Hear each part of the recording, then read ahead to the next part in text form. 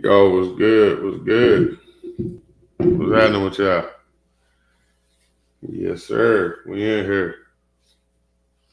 Got my man 10A ready in the building. Just waiting for some more people to get up in here. Hope everybody having a good week. See Carvin Q out there. Carvin Q in the building. Throwing up all kind of little stuff out there. He just dropped a link from my man's channel, his Instagram. I got it pinned at the top of the comments. So when you come in, go check him out. Tech Money, what's good, brother? What's good? What's good? How was your week? We in here tonight, man. We're going to have some good conversation with this brother. He got a lot going on.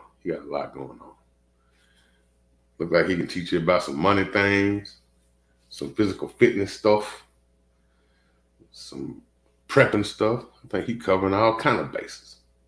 He like the Black James Bond up in this camp. Yeah, man. Gonna have fun tonight. Rough week, but maintain. But man, I hope it get better. Tap in. What's good, homie?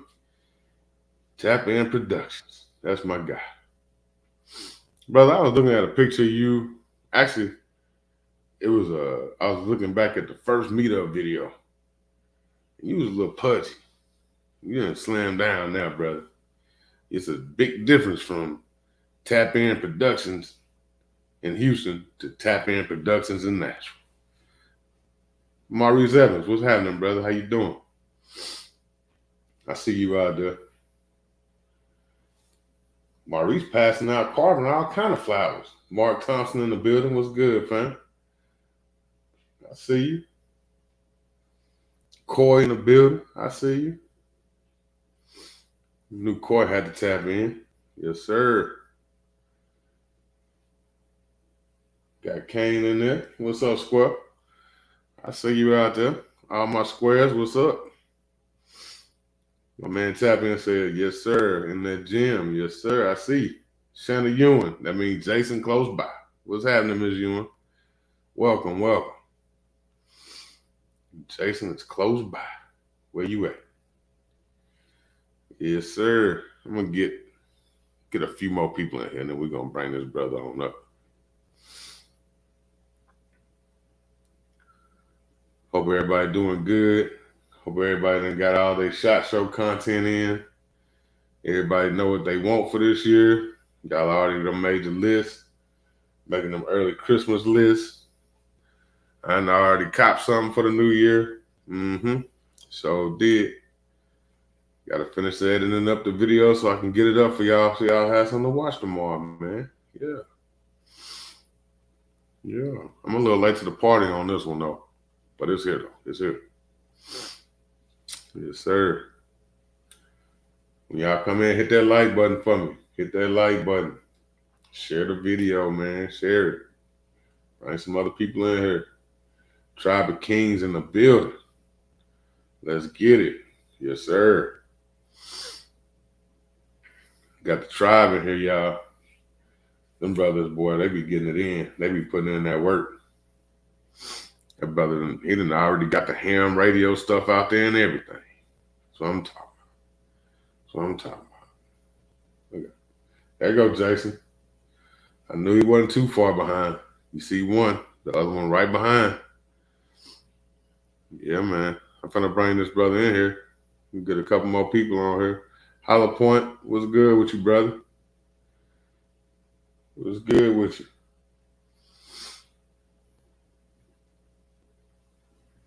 Man, it's beautiful seeing all y'all coming through, saying what's up to each other, spreading that love.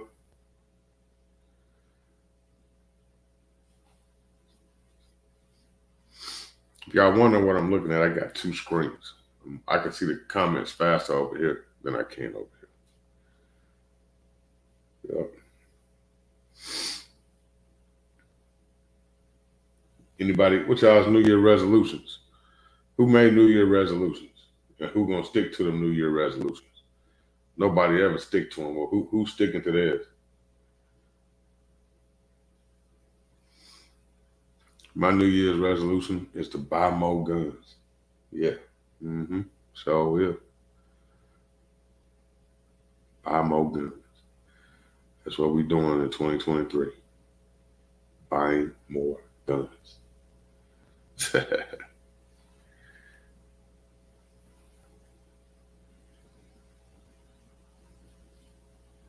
Take Money said, yes, sir. Did you hear the government is labeling preppers as domestic terrorists simply for being prepared for disasters? What the hell?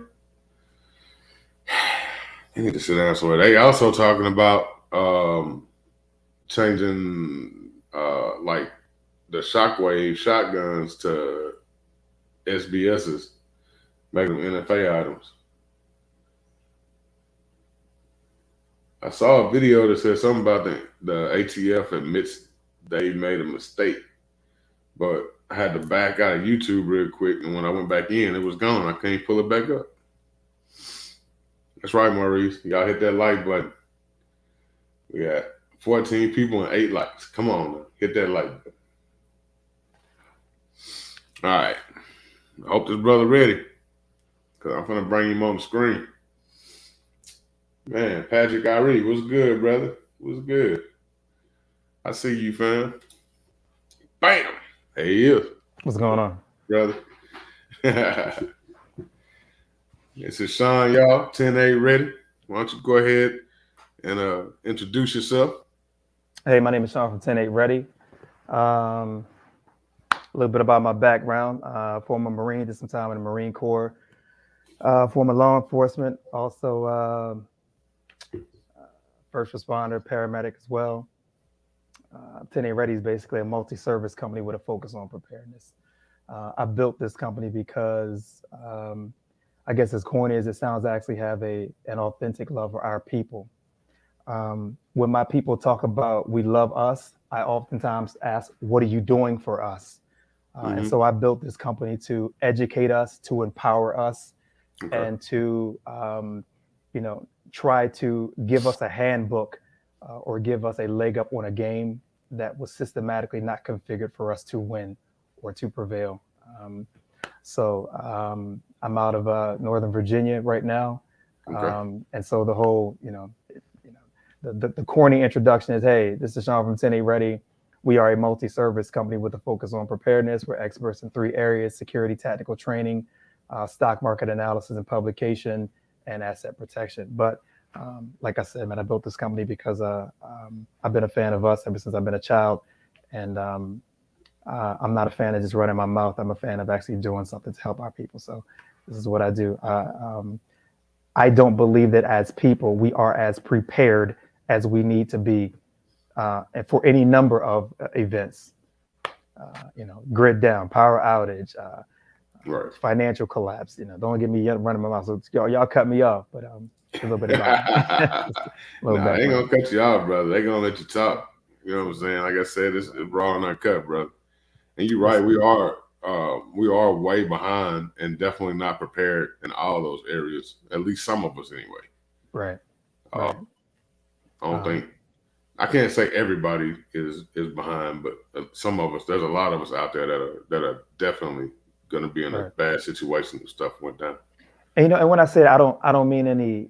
I don't mean to be devaluating in nature. I don't mean any disrespect to our culture, to our community, but I see little things, and I've always been taught either, you can make castigating remarks about something, or you can actually do something. So, whenever people have me, and I try to again, drop a couple of jewels, man, educate, and just try to teach people how to overcome some things and how to be prepared. Because the reality is, let me tell you something, man. My grandmama taught me when I was a little boy, man. It was before I even got in the military. My grandmother said to me one time, she said, "Baby, it's better to have it and not need it than to need it and not have it." Just some real basic stuff. And this is way before I even got into the military. I remember just a quick story. Once I was in the military, man, we went out to the field to do some training. And I remember one of the sergeants at the time, he was like, "Hey, look, it's going to rain. Y'all need to go ahead and take y'all, what you call them. I can't forget what you call these suits, Gore-Tex. I forget what they called them Jones back in the day, but you need to take your suit. It's going to be raining out there." And so I'm looking like, man, it's sunny as a mug, man. It don't even look like it's about to rain. I'm good. I'm going to leave that joint in the back. So I totally just disregarded what he said. Long story short, we got out there, started digging trenches, blah, blah, blah, blah. And it started to rain. Not only did it start to rain, it started to pour. Then the temperature dropped. Then it started to snow. I was like, damn, I should have listened to what this dude said. And so in the back of my mind, that was a that was a good example of better to have it and not need it than to need it and not have it. So I'm sure, we shout out to the Tribe of Kings, man, and all the good people you got on here tonight, Carbon Q and everybody. If you have been through something and you have been, you didn't have your behind handed to you, or you've been so inconvenienced, some of us, we learn from that. And so we now put things in place, to mitigate the effects of things, happening in life. So, so I'm big on the whole thing of preparedness. So, yeah, I mean, a lot of our people don't grasp the concept of that. Stuff can happen, and just because you see something on social media, or it looks like it's something that can never happen in your lifetime, doesn't mean it won't happen. Right. A lot of people that's died in wars and stuff like that didn't think that was going to happen in their lifetime, and it happened. You have to be ready for whatever situation. Right. People that was in the Great Depression didn't think they would ever be in a position to where they would be struggling like that, but it happened. Right. We went into a recession before. It looks like we might be headed towards one again. Man, well, if you ask me, I say we in it. I think that the true financial definition of a recession is, I believe it's 2 consecutive quarters of negative GDP, which is gross domestic product. Right. I just came back from a conference a couple of months ago where they were saying we're actually in a recession, but generally speaking, the mainstream news media outlet doesn't like to tell you that. They don't like to always be honest with you. And generally by the time they tell you that we're in a recession, we've probably been in one for a long time. I mean, I don't know. You know what I'm saying? You said we keep it real out here. So let me go and adjust my coat around here. Tonight. I don't know about y'all, but I could talk about what I see in my life. You feel me? All my bills are up. My trash bill is up. My water bill is up. My electricity bill is up. Every utility bill that I pay, my property taxes have gone up. And so, when people say like what inflation, all you have to do is look at the price of everything that's going up. I don't know about y'all, but I mean, when I step to the cashier at the grocery store, I'm like, after I pay for my groceries and I come to the checkout counter, I'm like, yo, what did I just buy? This joint's at $375. I got a loaf of bread, some peanut butter, and some toothpicks. You know what I'm saying? So, I mean, if people are not able to see this, then they're, the prognosis for them is not good. So, it's a lot of stuff going on out here, man, and a lot of people don't believe in preparation once because it ain't sexy, it ain't popular, and because a lot of people have the normalcy bias. They think because it's always been normal, because or they think that it's just happening over there, that's just over there. Oh, the water in Jackson, Mississippi, that's just over there. Oh, what's my people up in is it in Michigan? What my Flint, Michigan? Like? Yeah, Flint, Michigan. We have this mentality of saying it's just taking place over there. And so somehow we foolishly don't think it could ever happen over here. In respect to the algorithm, because I know we can't really say what we want to say, but allegedly in 2020, the cough happened over there. And when we looked up, the Johnny come over here and shut the whole globe down for 2 years. So, be real careful when you think that something is just over there, because it's a small world. Gotcha. So that man say like Jay-Z saying, they wild. Allow me to read to do my stuff. No, let me stop, man. Let me be professional. I'm on YouTube tonight. But yeah, I mean, I know me and Queen was talking a few weeks ago because I went to the grocery store. And the stuff I got, I'm looking at it when it got rung up. I'm looking at the total. Right. And I'm looking at what I got. And I was like, hold up. I was like, that number used to be a lot more stuff in my basket. Right. And then when you go to the gas pump and you see those prices, I went to Walmart and it looked like somebody went in and robbed them. And so I was like, okay.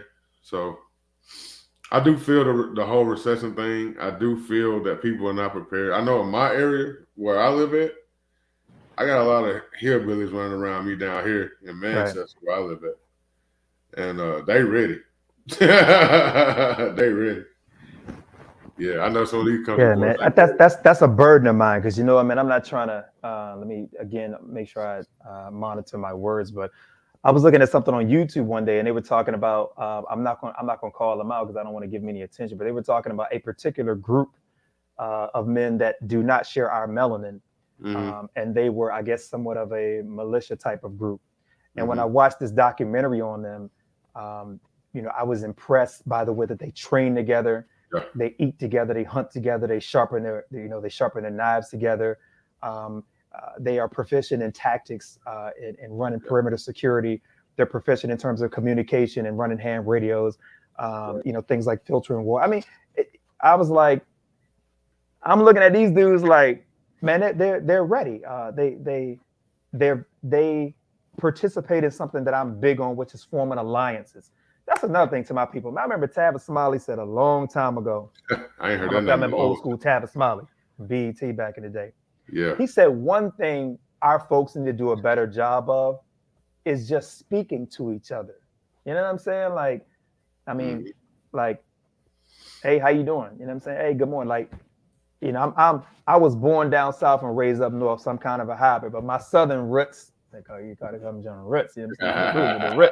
Man, my southern roots take over, man. Like, down south, if you don't speak to somebody, it's deemed as disrespectful. But up north, man, you just walk past somebody and don't even speak. But we need to do a better job of at least speaking to each other. You know what I'm saying? Because when it all goes down, man, you're gonna need something. You're gonna need an alliance, a team, a village, a mag, a tribe. You're gonna need more than just yourself to make it through something that's difficult. You know what I'm saying? But brother, it's like if you speak to somebody now, even if you speak to another melanated person, it's like sometimes it looks like they get offended because you spoke to them.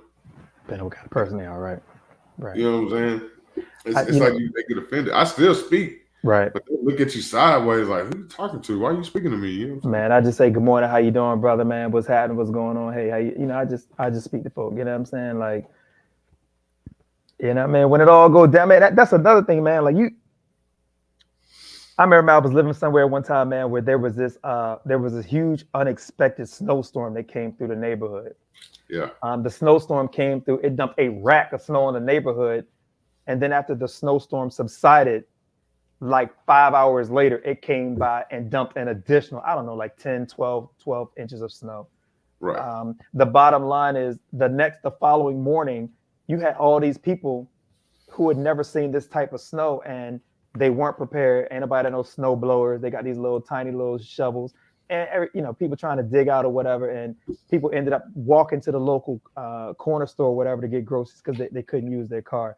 But then you notice how people slowly but surely started to speak to each other. Hey, how you doing, bro? We done with that shovel, and I'm like, why does it take this type of event to make people just speak to each other?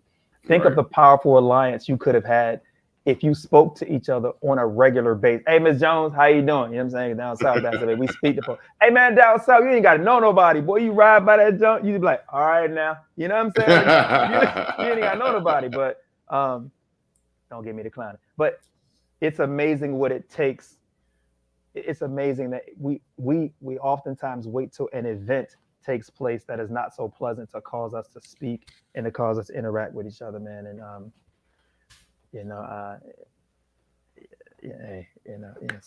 some folks in the preparedness community, man, we good.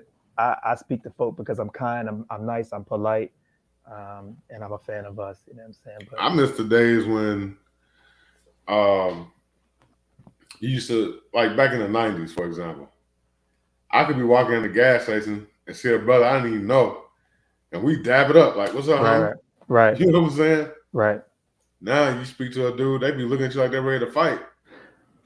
You know what I'm saying? So it's like they need something. It's exactly till they need something, and I'm afraid that by the time they realize that they're gonna need us, it's gonna be too late. It is. Yeah, because once that smoke come, if you ain't already down, you just gonna get left. Like my boy say at work all the time, they ain't all gonna make it. And he's right. Unfortunately, he's right. And like I told Tribe of Kings, I just call them my ammo carriers. Yeah, that's the thing. And man, another thing I'm big on is mentality. So those who know me, man, I'm big on mindset. So look, all my 2A community, shout out. Y'all don't Hey, y'all don't take me out now, but look, I love y'all. So let's get to it. Yes, you need a 2A. You know what I'm saying? Yeah, you need multiple 2As. That's cool. But your mentality is more dangerous than your 2A, because them alphabet boys can come take your 2A anytime they want to. Yeah. And for those who think, yeah, well, let them try it, they have unlimited resources, unlimited weapons. They can take your 2A when they get ready. What they cannot take is your mentality. And so, the mentality is the thing that makes you most dangerous. How you think, how you observe, how you analyze, how you move. Are you basic? Do you move with the general flow of the average civilian? Or do you think outside of the rectangle? Because I hate saying think outside the box. Everybody say think outside the box. So the mentality, the mindset of preparedness is something that I'm big on. If you wait until everybody else goes to the store to get something, you're going to be short. Yep. I ain't going to tell all my secrets, but I do not move in an average way that I used to move when I was younger. I don't go with the average flow of civilians, because when you do average, you get average. So, man, at the end of the afternoon, I'm gonna keep switching it up. Preparedness is moving today in anticipation of tomorrow. It's action today in anticipation of what you could encounter tomorrow. Right.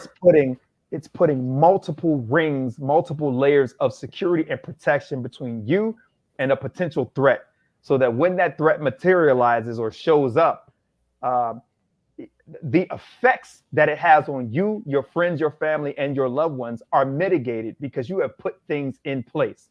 For instance, a power outage. Back in 2018, the NIAC put out some information. The NIAC is an acronym. I believe it stands for the National Infrastructure Advisory Commission.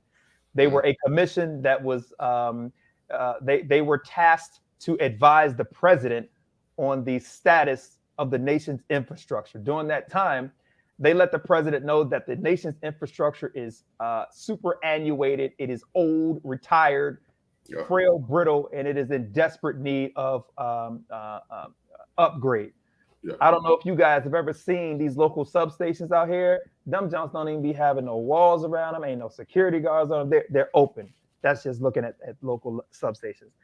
But they were talking, this article, which I can point you to once this is over, because this article was, it's public information.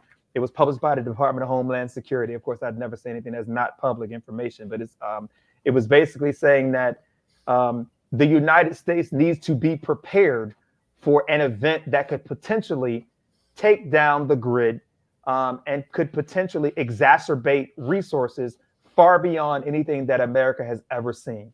Right. No problem. I had to do I did a beeline that day to go get a generator. You know what I'm saying? Because when it happens, not if, but when it finally happens, whether it's a glitch or whether it's an attack or whether it's a momentary hiccup in the system, or maybe something is just offline at the moment, whatever reason they give you, it only affects you, your family, and your loved one.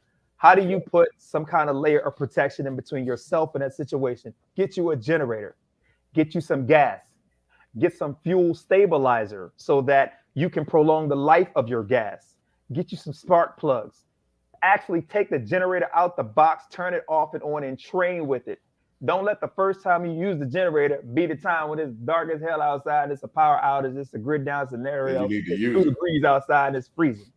So it's the mindset of preparedness that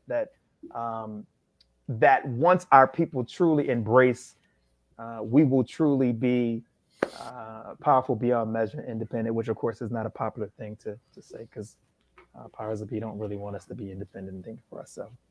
I'm nervous. They say I'm nervous talking about this stuff on the line now. They say America's worst nightmare is an educated black man and woman. I've heard that. They also say that the greatest threat to the healthcare system is a healthy person. Yeah. Reminds me of old Stop, man. Y'all not gonna get me taken out tonight. Yeah. Ain't knocking at my door, player. Yeah, man. I don't know, man. We got to get out of this mindset. Well, I ain't gonna say we, because it's not all of us, but people that are still in this mindset, worried about what rappers are beefing, what reality show is gonna be the next greatest thing, and they're not thinking about none of this stuff that you're talking about. They're not talking like, for example, if the grid go down, banking is not gonna be a thing anymore. So how you gonna barter? What are you gonna use to barter with? How you I'm gonna glad get you stuff? asked the question. You know what I'm saying? Man, look, I ain't gonna give all these secrets away now. Y'all gonna have to invite me back. But you know, it's just the mindset. The mindset is it's just like chess, man. With I got my little son, my little baby boy. We teach him how to play chess. Chess is thinking ahead 2 to 3 to 4, 5 steps ahead of what your opponent will do. Mm-hmm. The same way preparedness. It's thinking, and preparedness really is not vortex algebra. It's just, man, you know what, bro? It's some dark clouds out there. Look like it's probably gonna rain. Man, let me go ahead and get this umbrella real quick. If it doesn't rain, I'm good. But if it does rain, I'm a sing and I'm a dance in this joint because the rain doesn't hurt me as much because I got an umbrella, homeboy. And so that's Right. what preparedness is in my mind. It's little basic first grade things, putting some things in place. You know what I mean? Oh, the infrastructure is old. Oh, y'all talk about attacks. Have y'all not seen the news with people that apparently have been these substations? If you don't have some kind of generator for a solar panel, that's on you. You see what I'm saying? But when it all goes down, if you got some things in place, the effects of what's going on do not affect you as much. They're talking about food shortages. Stuff is high in price. We didn't all been to the joint, back in 2020, where at least I have, standing in line. First of all, I had to stand in line outside of certain grocery stores.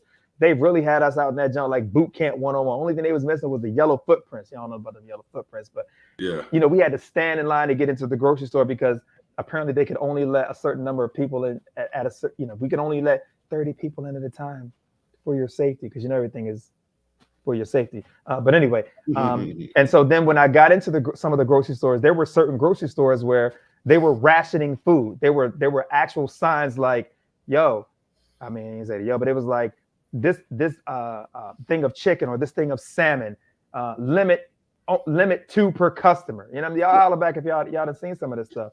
So I'm like, okay, no problem. So when that junk subsided, deep freezer, homie, deep freezer, and get a couple of little things. See, it's not real serious to you till you got a family or a wife or a husband or a son or a daughter or elderly mom or dad or whatever. You know what I'm saying? It's when you got somebody that's looking at you because you're the provider or you're somebody you love, it get real serious. So while my people TikToking and doing what they doing, no disrespect, some of us out here making sure we got some things in place. Because when that grid go down, I'm gonna throw me a party, sit back and sip my favorite lemonade because I put things in place. Well, see, my lady, she's a country girl. You know what I'm saying? Hey. And you don't find too many country sisters out here that, know how to grow food, can food, stuff like that. So I'm good there. But there are other communities of us out here on YouTube that are doing these things.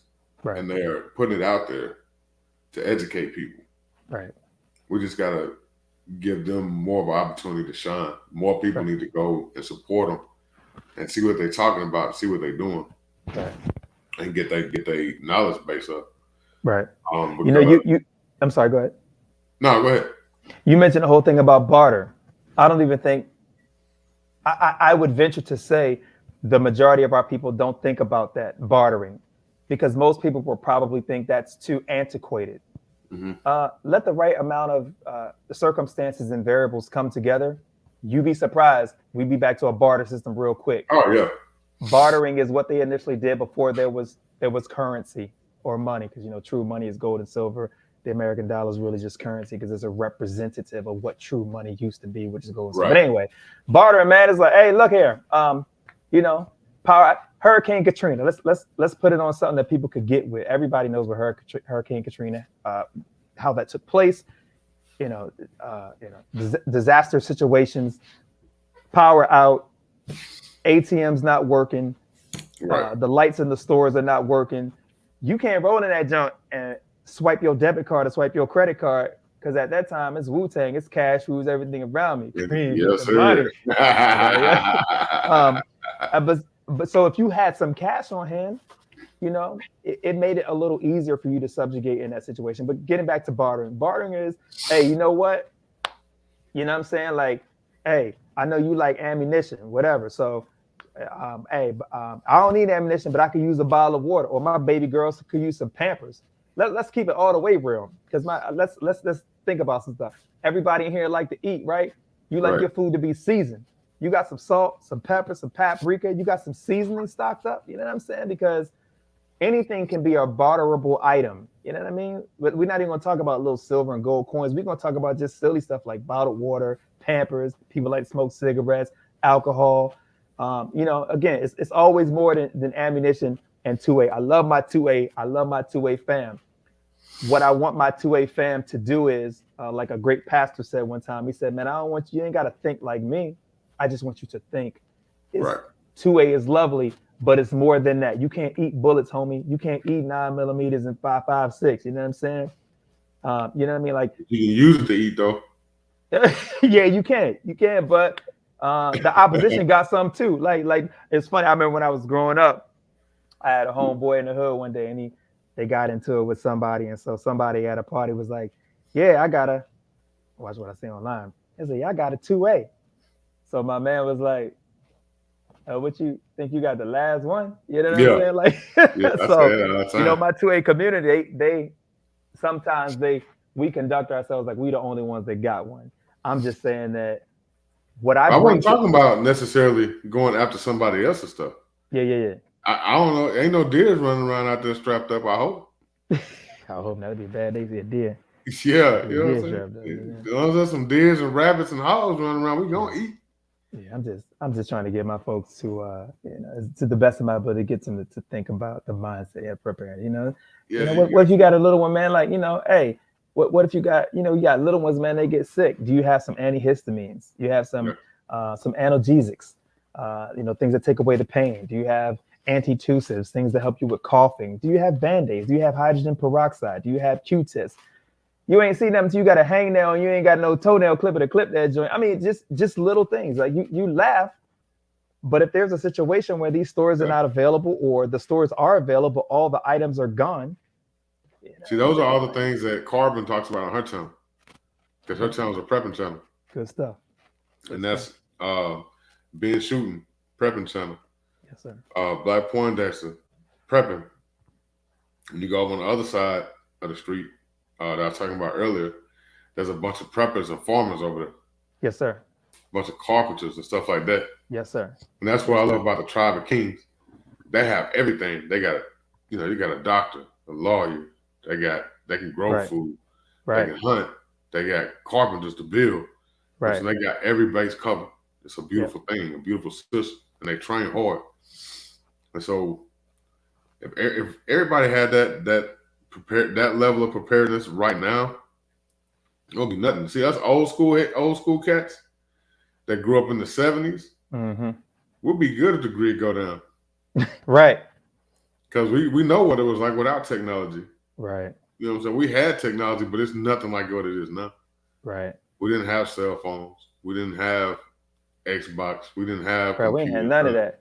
Hey, and somehow, some way, we all still showed up to the cookout, to the pool party, and everything. I don't even know how we did all that stuff. Like, I can't for the life of me now recall how we communicated to even set up a party, or a birthday party, a pool party, a cookout, a family union. Like, man, you wrote a letter, man, and mailed that joint out, I guess. You know what I'm saying? Yeah, you're right.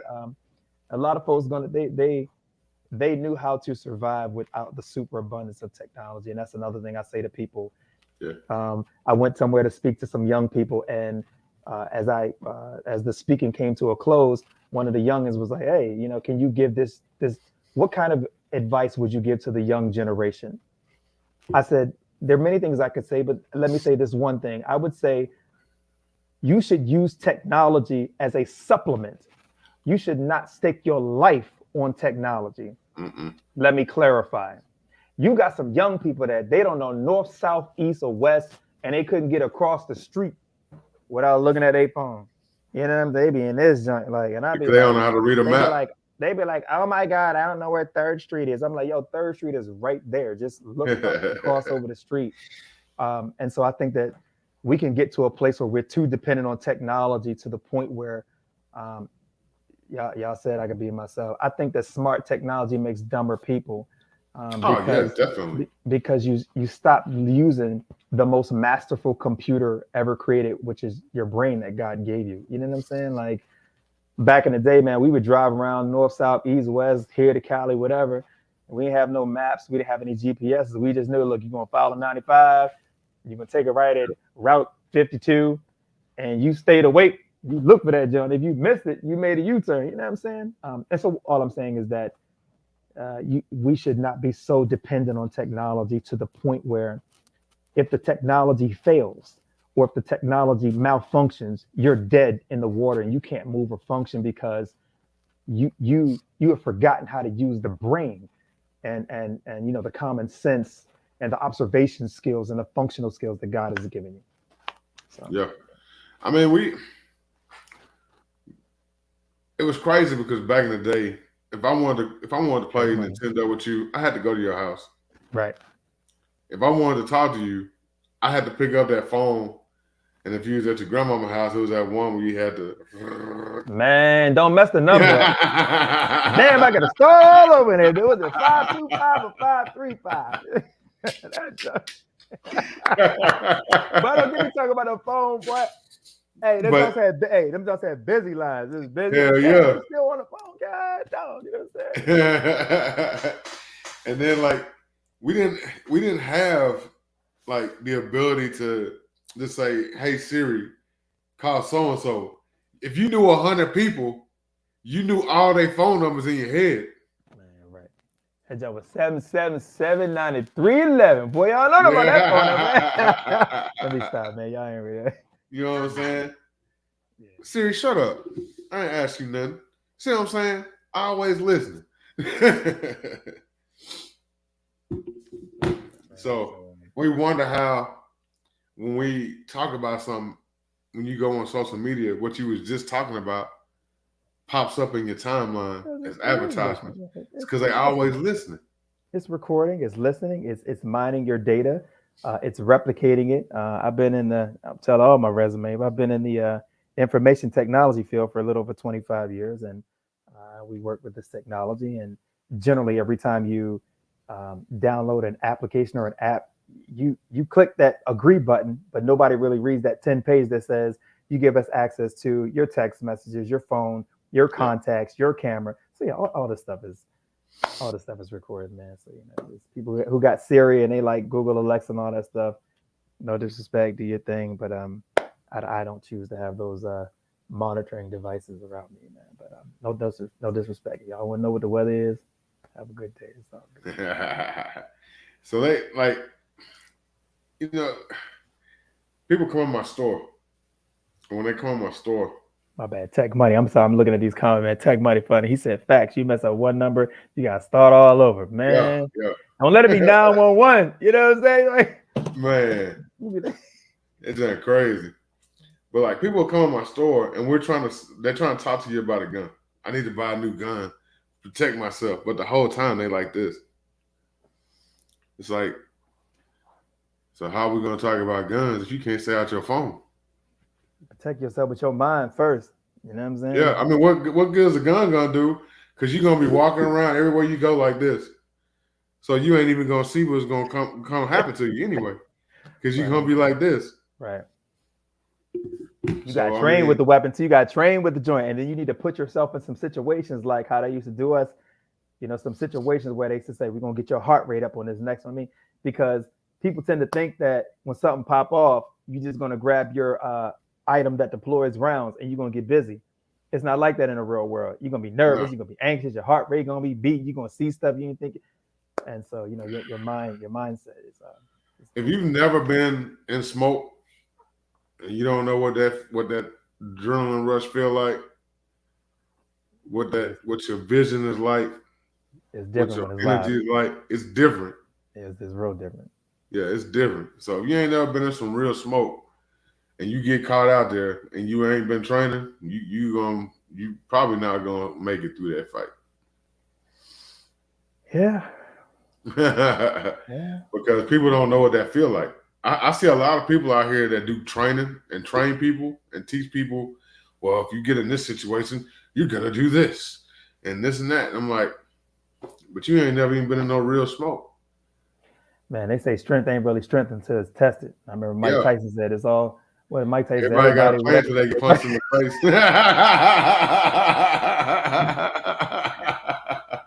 That's true, man. If you ever get punched in your face, that is the most shocking, disconcerting thing in the world. You had to ask somebody, man, he's punched in my face. Yeah, everybody got a plan till they get punched in the face. So I mean, I've always, I look at these guys and watch how they train and stuff like that, man, and I'm like, man, I mean that looks cool, but I done been in a lot of smoke. That's why and it didn't go down the way that you're talking about. You know what I'm saying? Man, that's why, man, I'll be looking at these guys, it look, shout out to Tribe. They said they talk the talk, but they fold under pressure. That's true. Man, sometimes you scrolling through IG, I see these little boxing things, where the guys are hitting the bag and they looking all sharp. I'm like, I can't remember. I don't know if it was Tyson or somebody else. They said, the bag don't hit back. And so it's like, yeah, that looks nice. That looks attractive. That looks impressive until you step in the ring with a real warrior. Yeah. And, they also know how to handle themselves. And so that's what I try and tell people that I see training a lot. They always ding, ding, ding, ding, ding, ding, ding, ding. Right. Like, that's cool. That's still target ain't shooting back, dog. Right. That's real cute if you're in a competition. Right. But, if you've been in some real smoke, then you ought to know that that person on the other end is not standing still. Right. And they're shooting back. Right. So you just ain't going to be that cold. You might be cold, you know what I'm saying, right now, but I'm telling you, it's going to be totally different when that real shit comes.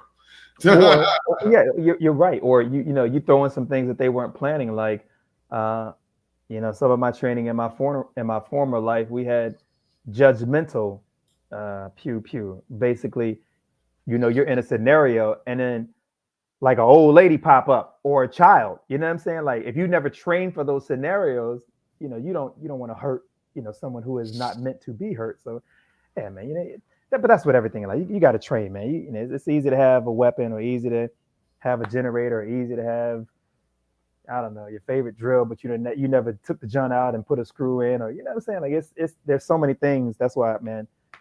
Again, shout out to Tribe of Kings, man. When I look at some of their videos, I'm like, them brothers out there training. Yeah, they doing their thing out here.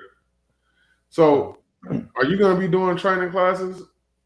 Yeah, I do some now. I do some here. I know Tech said he's from DC. I actually have a client out in DC. I go out and I train their security team. So I do teach classes and travel around and do some stuff here and there. So you travel and do classes? Yeah. Okay, so you do like self-defense training, and you do just tactical training? I do some tactical training. I do training on situation awareness, de-escalation techniques, contingency planning, street survival, pretty much anything. And then we do customization classes. So a lot of it is, hey, we sit down with a customer client, what do you need? What are you looking for?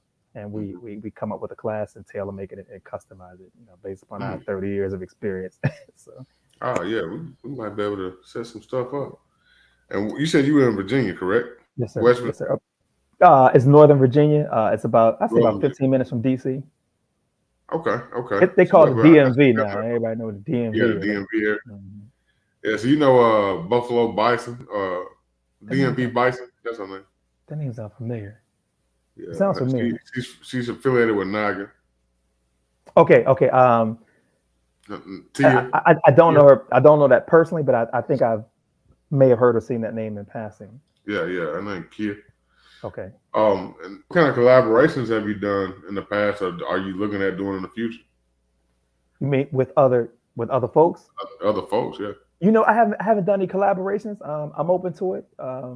Look, I love like-minded people. I love my fam. I love the village. I love the tribe, man. So I'm always open to a collaboration. You know what I mean? I think that we are more powerful together. You know what I'm saying? So I'm always open to that. So do you have a YouTube channel? No. Now let me tell you a little about me, man.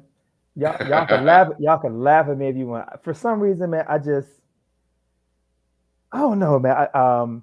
This is going to sound really ridiculous. It's going to sound really ridiculous. for some reason, I'm not a like out there kind of person. My preference would be everybody meet somewhere out in the woods in a cabin, and I teach. I'm really not a big.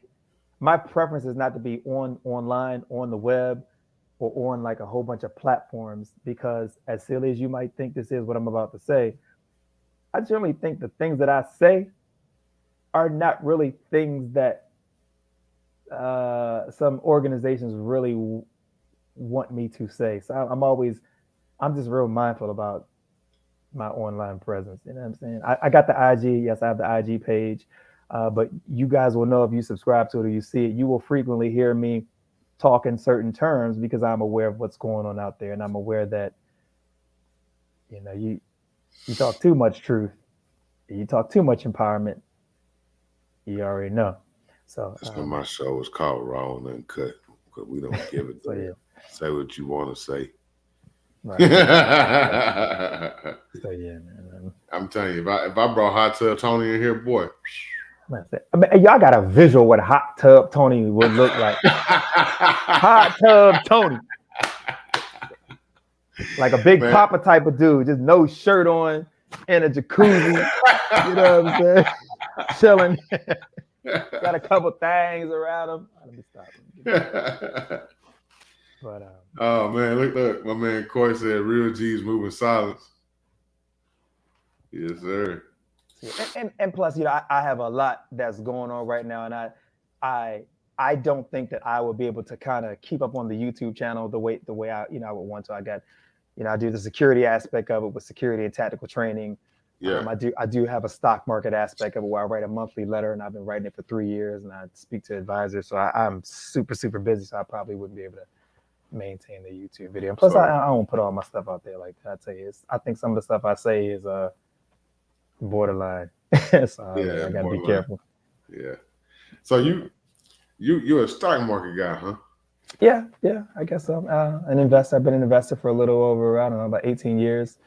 I focus on disruptive technology and small cap stocks. So that's another thing I've taught classes, trying to encourage and empower and teach my people how to read charts, how to understand what they're investing in. Yeah.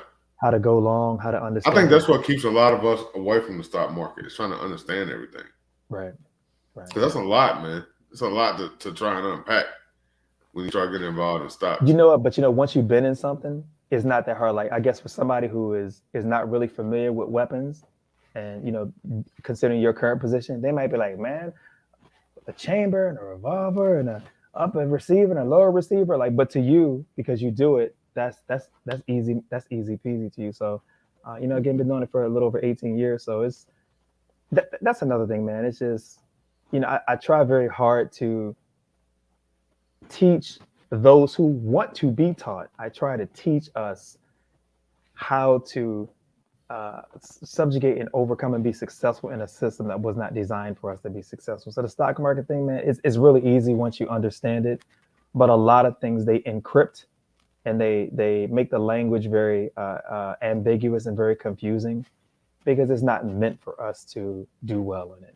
But once you study it, once you read it, get in there and do it. It's not that bad. So I've taught intro to stock market classes for years. What is a stock? What is a chart? What is a bear? What is a bull? What is a MACD? What is a moving average? All that stuff. So it's like anything. It's just like when I was a paramedic, and we would put EKGs on a patient to read the electrical conductivity of their heart.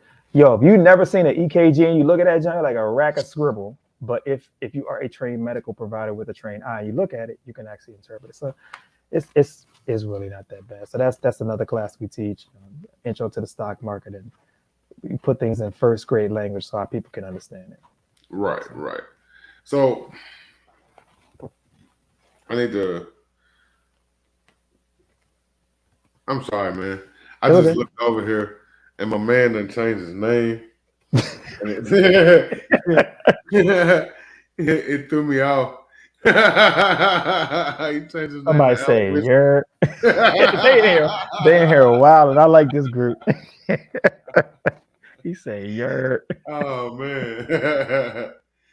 Oh, but yeah, I would like to find out a little bit more about the stocks and stuff. I tried to dibble and dabble in the coin stuff for a minute, and I'm pretty stacked up on it's called Pi. I don't see that coin going nowhere. Well, look, the expert is online, player. So ask me some questions. What y'all got? Yeah. So if somebody if we wanted to get into the coins and stuff like that, just a quick little gem, which one would be the one we want to watch? All right, so I'm gonna keep it 1 million. I don't do any of that. I just invest straight up in stocks. I don't mess with coins, none of that stuff, because you know what?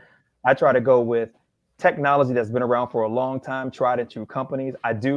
We do invest in disruptive technology. When I say disruptive, what does disruptive mean? It means something that shake up the game and something that totally unseats changes up the way that you do things in life. For instance, Uber was disruptive technology. Uber came through and crushed the cab industry because you used to jump in the cab and you ain't know how much you was gonna pay to get from here 3 lights down. You know what I'm saying? That man be like, "Don't worry, it only be $5." Yo, you get that don't be $35. And you think when it's $35 and he hit that last button before you hop out, Joe go up an extra $3.22. Yeah. So Uber was something that was disruptive in nature. It totally vanquished to some extent the average cab industry. The magic of being able to hit a button and a car shows up out of nowhere like, oh, you downstairs too? So that was disruptive technology. Online food ordering, disruptive technology. You could hit a button on your phone and 10 minutes later, somebody knock it like, oh, they done bought the ribs and the fries too? Hold on, bro. We deal with straight up stocks, straight up disruptive technology, and then some tried and true things like, things that are always going to be around: Amazon, Google, Coca-Cola, ExxonMobil. So that's what I've been doing. I don't get into some of the brand new kind of trendy stuff, because that's the way to lose a lot of money.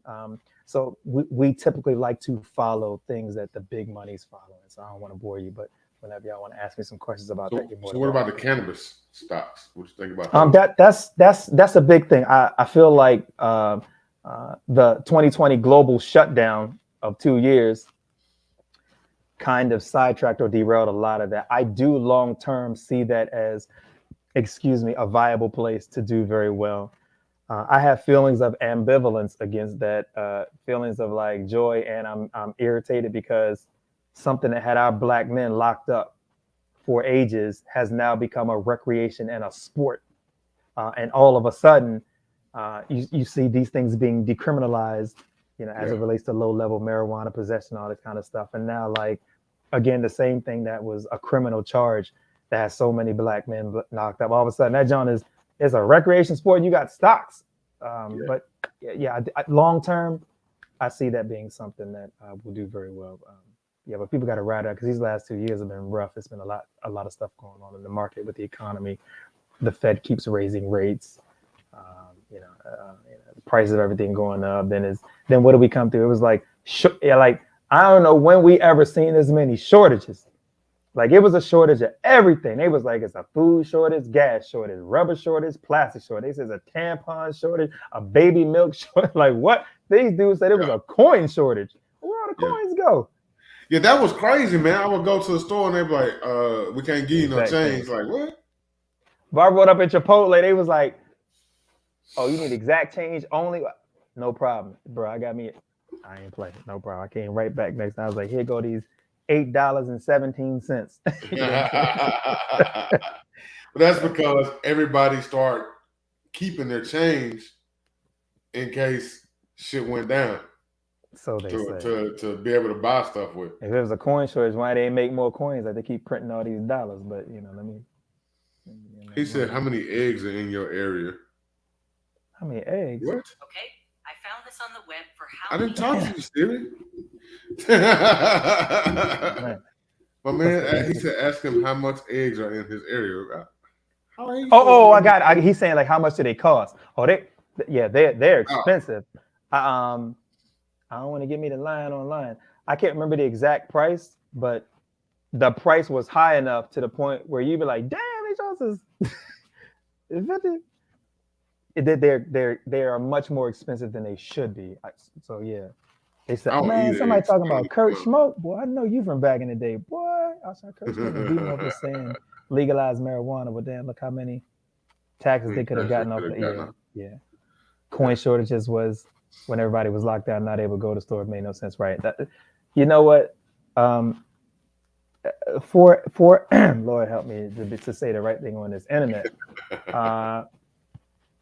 For a country that is as great as this country is, it's just amazing how all of a sudden there just was a shortage of everything.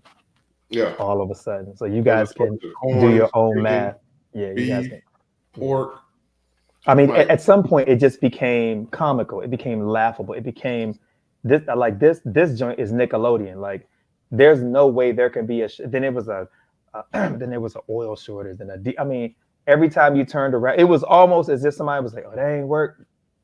Well, tell them it's a shortage of this too. It's a toilet seat covers, and then tell them it's a shortage of curtain. Like, it just became ridiculous for a country that says it is what it is. It's just amazing how there became a shortage of everything. I got a book that everybody in here needs to read. Hold on 1 second. 80s, baby, bro. I remember. I know that's right. They creating the panic. Creating the panic, bro. Right.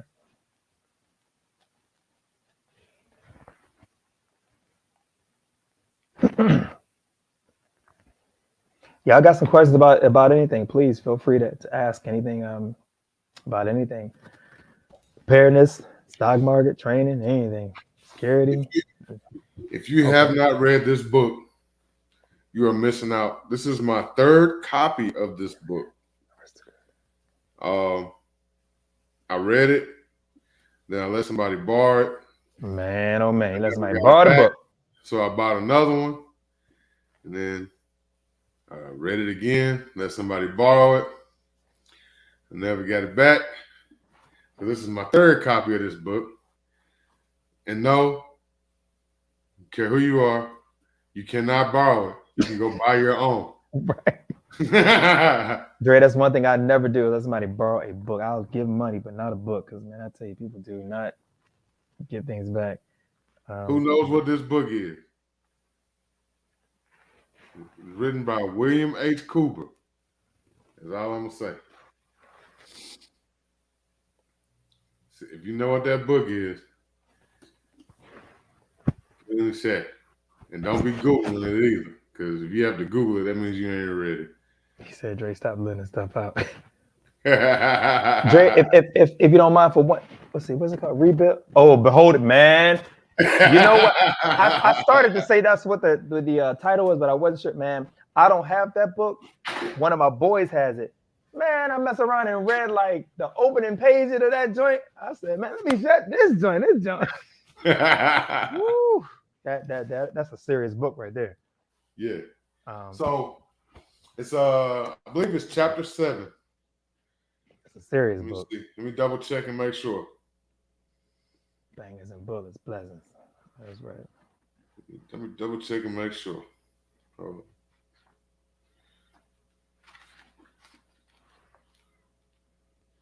Dre, real quick, I'm gonna answer a question one of the Tribe Kings put in there. He asked me about he asked me something about dividend investor. I don't think I read that book that you're talking about aristocratic dividends, but I am a fan of dividend stocks that pay a dividend. Somebody said the real flex is when you make money while you sleep, and when you own stocks, when you own equities that pay you a dividend, when your bank account is not paying you any interest like it used to pay us 10 years ago. That's definitely a smart move. So anything that pays dividends, I'm definitely a fan of taking a closer look. So hopefully that somewhat answered the question. If you're talking about dividend paying stocks, that's a very smart move, because that means that every quarter you're getting some money back from that company. Yeah. Anyway, but yeah, actually, back to it's chapter 1. Okay. It ain't even chapter 7. That chapter right there. What's that say? Man, silent weapons for a quiet one. Man, y'all gonna get me. I can't be talking like this on this World Wide Web. We need to come to the crib. We can talk about this junk offline. Go, boy. I mean, but Yeah. that's what's going on right now. You know, it's there are silent weapons taking place for a quiet war. I don't know if anybody's ever read the book Confessions of an Economic Hitman. Mm. Man, it's some stuff going on out there that makes me say, if you are not preparing, you are either playing with your life, or you are just in a altered state of mentation where you are just not really aware of what's going on out here, and you just there's a lot going on, man. So He know all about that book, Sunday View Fishing. You know all about that book. hold on, what do you say? I diversify with precious metals, my man. My other channel is Silver Stacker Preps. All right. Yeah, that's a big thing here in the town that I live in. Oh man. The Okay. town I live in, silver is a big deal here. Rightfully so. Yep. Them boys be like, "What we at over spot today, Melvin?" Them boys don't be playing, boy. Yeah, they got my guy banging some bullets again. Appreciate you, brother. Man. Smart man. Appreciate you, my brother. Just shout out to him real quick. Let me speak on that. Pass the mic back to you, Dre. This is a whole nother conversation for another time. This would take more than an hour. But the short of the long is there is an economic shift that is taking place. If you don't believe me, save this video and then come back to this video with me and Dre here tonight in about 5 years. There is an economic shift taking place, and it's going to be pretty significant. Yes, sir.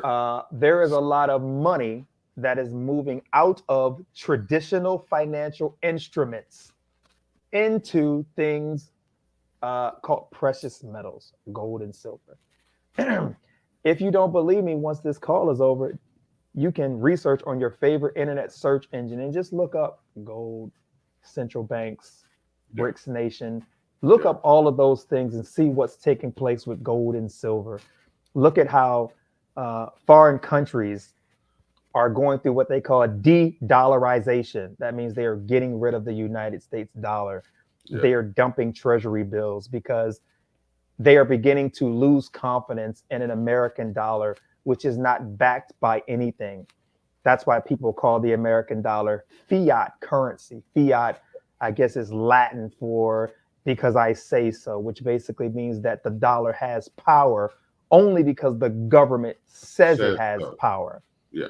Back in 1971, I believe it was President Nixon, he severed the relationship between the US dollar and gold. So back in the day, the US dollar was backed by gold.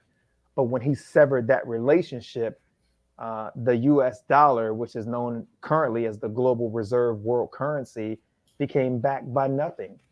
So now it's just backed by the word of the local government. So again, I'll pass the mic back to Dre. There is a lot going on that people really need to be prepared for. I know, in Cuba, they used to rush American tourists to buy their dollars, American dollars.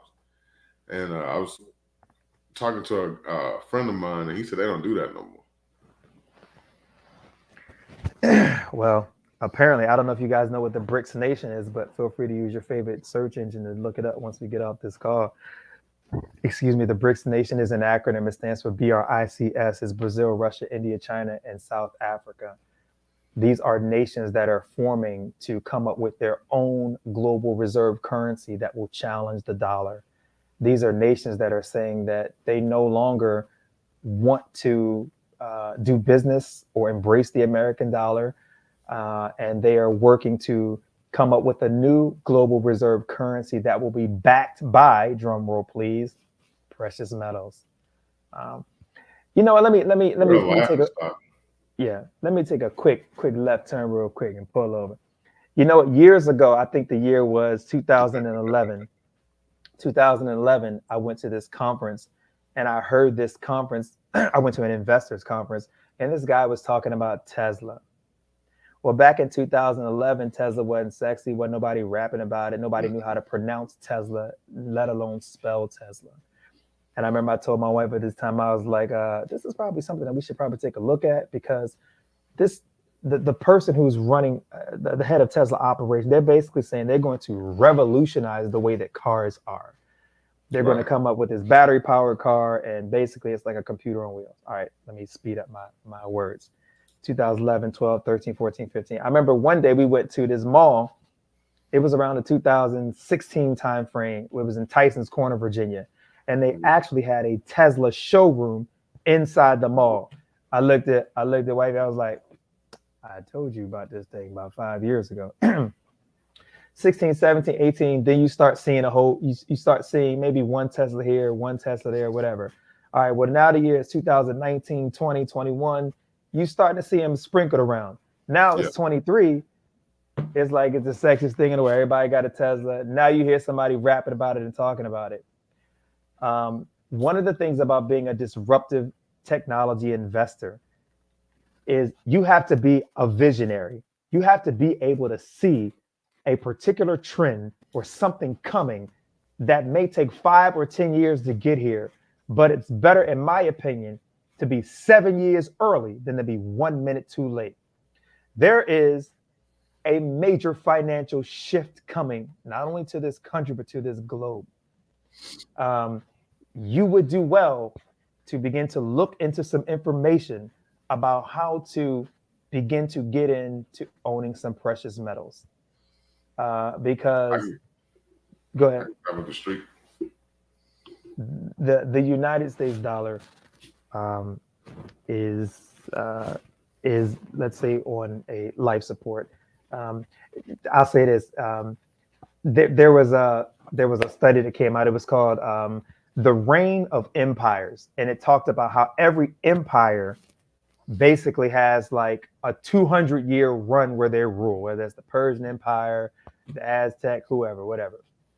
I don't know if y'all know how old the United States is, but because I was in the military and they be always talking about "Happy birthday, soldier" or whatever, the U.S. I think the United States is like 227 years old or something like that.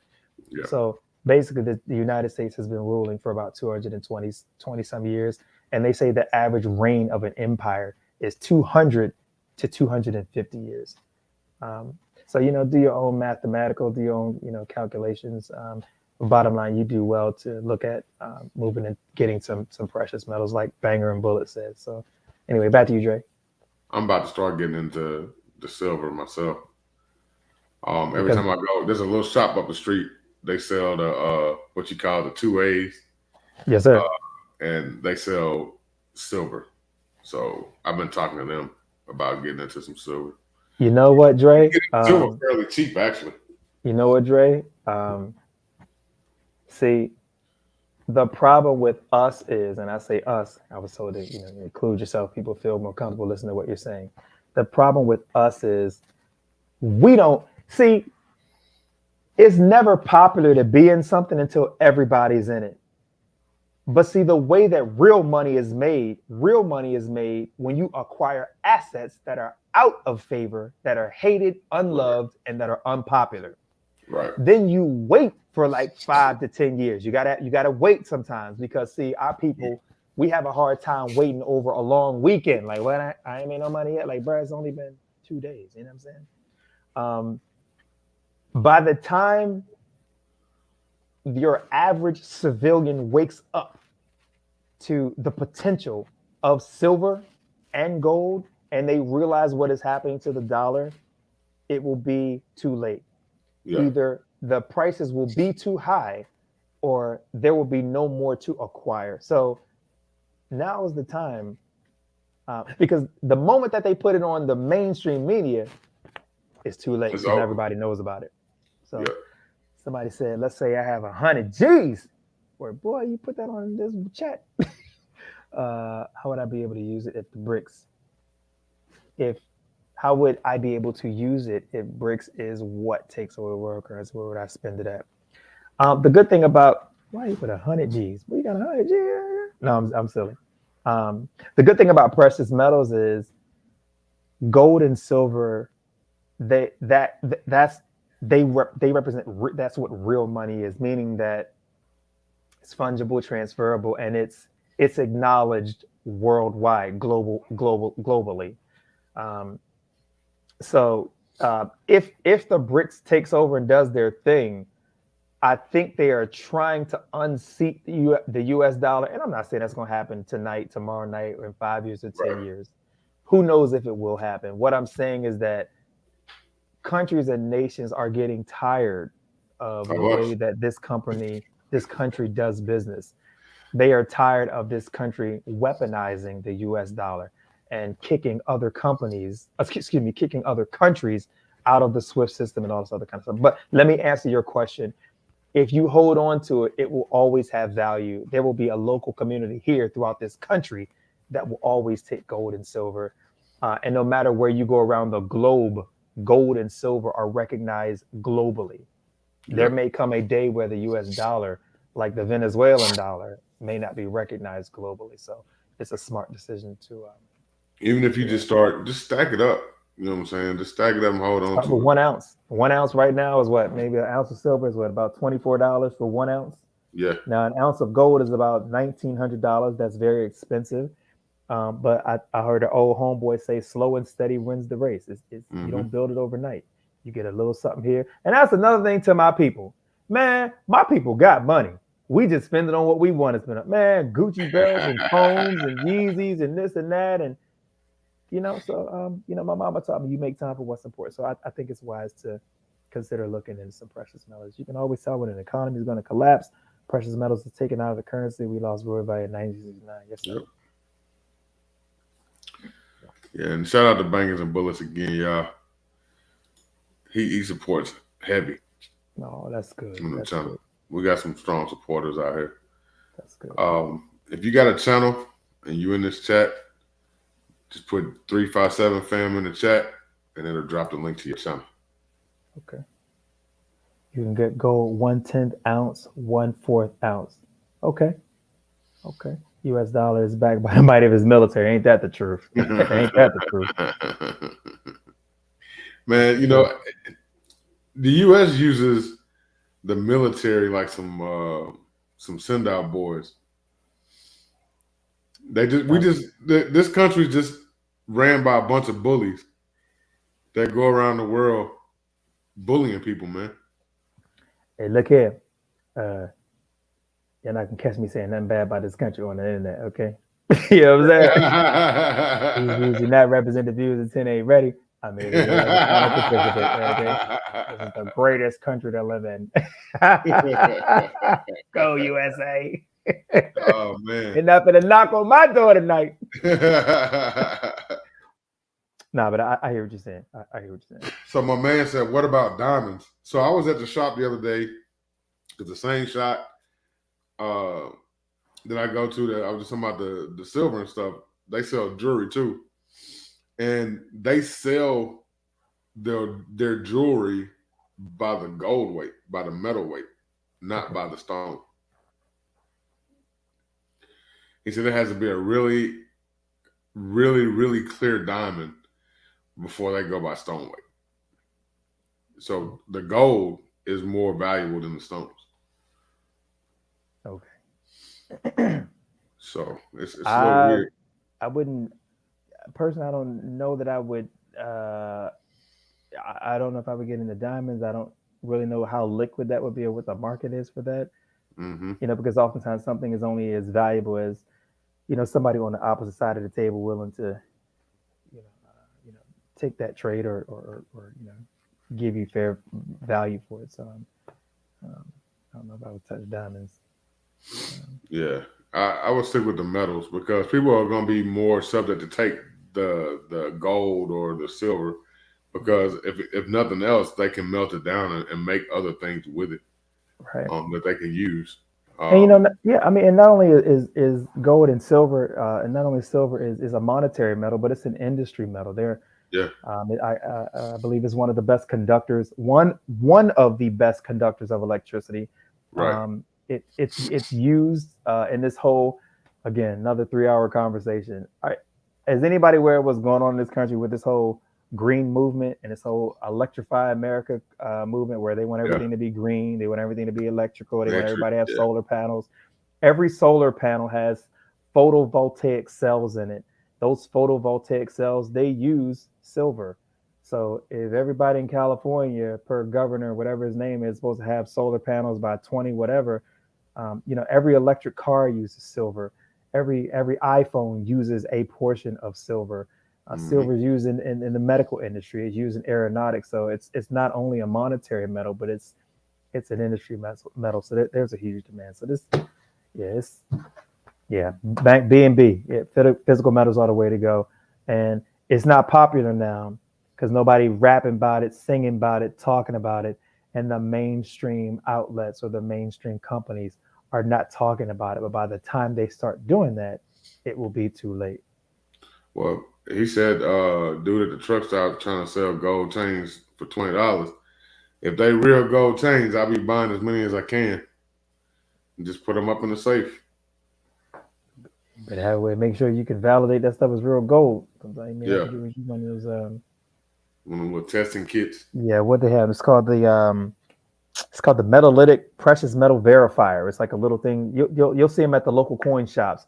And that's another thing. Never go to a local coin shop and buy something unless you have a relationship and you know them, without at least having them put your silver or your gold on that precious metal verifier. Now, if you know them, you've been going there for a long time, you probably won't do it on every transaction. But if you're new to precious metals, do not buy nothing without saying, hey, would you mind just putting this silver coin on the precious metal verifier so I can actually see that it is real silver and gold? And anybody who's professional should have no problem doing that for you. Yeah. This place, they run thing on the up and up. Okay. So I mean, I'm looking at, my mindset was I was thinking about today when I was doing some stuff around the house. If I just buy an ounce of wheat, if nothing else. Yeah, man, that's how you start, and you just put it up. Yeah, just you put it in a place where you feel that it's valuable. Another story, real quick, and I'm gonna throw it back to Dre. Hey, when in the middle of all this cough, close the whole globe down, I remember I drove by the bank one day, and I remember seeing a sign that says, if you have a security deposit box, please email us so that we can get a PLC or a point of contact to grant you access to your security deposit box. Now, see, somebody like me, I learn real quick. And I'm from B-More. DC people don't shoot me. I'm like, yo, this joint, the bank closed without your approval, without your knowledge, without informing you. So you just roll up one day and you see the bank is closed. Then if you happen to have had a security deposit box there, meaning that you felt like somebody you don't know, don't see, and haven't really vetted is more qualified to watch your precious item and to secure it better than you are, okay, that's your prerogative. I'm not bashing anybody on the call. Right. But now the bank closed and they ain't even had the common courtesy to give you a phone number. They said email them so they can get in contact with somebody, God knows when, to get you access to your security deposit box. That's crazy. That's a negative. This is not financial advice, and I am not a qualified financial advisor. The comments I'm presenting right now are purely my opinion. Only my opinion. This is for entertainment purposes only. What I would do if I got precious metal, I would not put them into a. It's gonna go in my safe. Hey, wherever you think is better, because when something goes awry and you need access to your money or to your valuables and you can't get it, what's it all? You know what I'm saying? Like, what's really good? Right. Hey, if it's not in your, as we say in this investor community with precious metals, if it's not in your physical possession, you don't own it. Right. Don't even get me on here for another 3-hour conversation about the money that you put in the BANK. Oh, right. The money that you deposit there is legally not yours. Legally. If you were to go back through all of the fine print and all the paperwork we all filled out and we got a checking account, the money that you put in there legally no longer belongs to you. That's why you can't go in there and jump like, hey, player, let me go and get this 20K out. No, you go make a request for your money. And if you were to go to your BANK tomorrow and be like, yeah, let me go and get this 20 out play, they'd be like, sir, number one, you're going to have to fill out some paperwork and you're going to have to request that. And nowadays, I'm hearing that they're beginning to scrutinize people and ask them what they need the money for. So y'all do your own math, do your own calculations to see what's really going on out here. This is my money. Cause that's what I want it for. Better be prepared. Better have a little something in the sock. Boy, yeah, man. So, but you know, it's funny because I had a customer come to my store wanting to buy a large number of firearms the other day. Yeah, somebody said, my dom and Ma, what? From B1 for real? Okay, all right, go ahead. Somebody came in the store. Oh, but yeah, dude came in. And, he had an extremely large amount of cash. Yes, sir. To buy a certain number of firearms. And he ended up paying with a black card. And I was like, okay. Mm-hmm. I said, I see where his pocket's at. Mm-hmm. So I'm sitting there thinking to myself, like, so you see these cats coming here. I see them all the time. I knew they had some money. I didn't know they had that kind of money. Right. But you know the difference between non-melanated people and melanated people?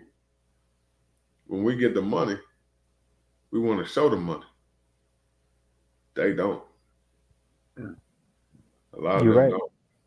Because if you saw this dude, you would think he just worked at a construction job or something. Somebody said ATF knocking on his door. Yeah, they be wilding in these comments. These shows are funny. I told you, man, they not playing in here. We raw and uncut over here, brother. No, but you're right. And so I think that's a thing, Dre, and I guess I can just speak for myself. I call it a maturity thing. You know what I mean? Like, I was taught that insecurity is loud, but confidence is quiet. You know what I mean? I just feel like when you really, like everybody in this chat, in this comment room, we all from some type of hood. Bro, I don't care if you're from Memphis. I don't care if you're from Ponchatoula, Louisiana. Everybody has grown up in some type of urban environment. You know what I mean? Right. I just feel like if you really, the older you get and the more mature you get, when you really got it, you don't feel the need to show it. I think that a lot of us growing up in our culture, in our bloodline, in our hood, we felt the need to show a lot because in our hood, it felt like it's like remnants from slavery. Like our worth is ascribed to us based upon what we have. You know what I'm saying? That's why, like, when you was little, you wanted the Jordans or I'm really going to date myself with this next one, or the Jordache jeans or whatever, or the gold chain, because in our hood, growing up, status and respect and worth is ascribed to us based upon what we have. So we always feel the need to let somebody know what we have. I got a Gucci purse, girl. Oh, I'm Coach, bitch. I mean, like, you always got to let somebody know what you have. But when you get to a place of confidence and maturity, you no longer feel the need to impress people who ain't, as grandma said, they ain't got the keys to heaven or hell. They not paying your rent or your mortgage. You feel that there is no need to impress somebody for no reason for people who really don't matter. You know what I'm saying? Like I told one of my homeboys back in the day, I said, man, the people that really love you, they don't. I remember one of my homies from DC. Shout out to my man Tech, whatever his name was. One of my boys from DC when we grew up, man, he was poor. I mean, like, very poor. And at no time did I ever care what this man had on his feet or on his back, because that's my dude. I'm like, I love you because you my boy. I could care less if you never wear a Nike or a Polo or whatever. So again, man. So difference between melanated people and us is, unfortunately, I feel like the remnants, the residue of the slavish mentality, the constantly competing against ourselves, the constant feeling like you must prove yourself to somebody who it does not matter that you prove yourself to them. You know what I'm saying? Like, I'm past that. Like when I go to some of these investment conferences, Dre, it's real money out there. I'm talking real money. Like, I'm talking real money. And I'm looking like, let me just be quiet and act like I know you know what I'm saying? Like, and you don't see no Gucci, you don't see no Balenciaga, and I'm not, and yo, I'm not disrespect. I'm not saying disrespect to nobody in this chat. If you do your thing, rock your thing, respect, much love. I'm just saying that sometimes with some people, when they get to a certain level of mindset and awareness, they don't feel like they need to be a walking billboard all the time, advertising for a company that ain't paying you no money, but you advertising for them and always trying to let somebody know you got it. Because let me tell you, the realest ones that got it, you would never know they got it because they don't feel like they need to walk around and show you that they got it. You know what I'm saying? Yeah. Like a lot of people even in this chat right now don't know I have a clothing line and a shoe brand. My man. Because I've gotten to a point to where I stopped messing with the shoes and the clothes a couple of years ago. Right. Because our people wouldn't support it. Right. It didn't say Nike or Balenciaga or Louis or something like that on it, so they didn't want it. Right. It had Marcus Garvey on it, No, that's Harriet right. Tubman, Right. Tuskegee Airmen, and stuff like that. It didn't say Supreme, so they wouldn't support it. They'd rather pay $100 for the Supreme shirt than pay $30 for a Marcus Garvey shirt.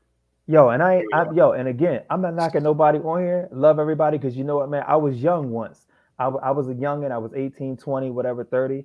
And so I don't want it to be received. I don't want it to be misinterpreted that I'm not being castigating or devaluating. I'm just saying that for me, once I got a little older and once I got to a place of increased maturity, by my definition, I just felt like, man, like, you know what I'm saying? I just don't feel like I need to impress anybody anymore. Shout out to Ghetto. My man said Dickies and plain shirts while I was in my wardrobe, $30 sneakers, and I'm good. Hey, let me tell you something. I will say this by the humility of God, by God's grace. I've been an investor for over 18 years. Y'all do the math. Am I at Bill Gates level? Not even close. But am I poor? Far from it. I shop at like Marshalls, yo. I don't feel the need. I'm grown. I got a son too. I just don't feel the need to spend a ridiculous amount on items to put on my body. Now, something is quality. Again, I'm not knocking anything. It's nothing wrong with having nice stuff. I'm not saying there's nothing wrong with having name brand stuff. I just got to a place where I'm like, you know what, man? I'm just not about to be a walking billboard all the time. All my people do it. Y'all do your thing. I come in that junk, like my man say, with a plain shirt on, fresh haircut, brush my teeth, throw on some clean shoes, and I'm good. Because the people who love me don't care. You know what I mean? And I take that money and I buy something else, like precious metals, like stocks, like a generator, like some food, like a water purifier, like a, you know what I'm saying? So, hey. I don't hardly ever buy clothes and stuff, man. And when I do, I go to Marshalls. Boy, brand names, it be the same Nike stuff and they just marked down, you know what I'm saying? Yeah, or Burlington Coat Factory. Boy, what? Yes, sir. And then like the t-shirts I wear, almost all the t-shirts y'all see me wear, I made those. Those are from my clothing brand. This hat came off from my clothing brand. Shout out to Big Dre 357, boy. You know what I'm saying? So it's like most of the stuff I wear, it's my own stuff.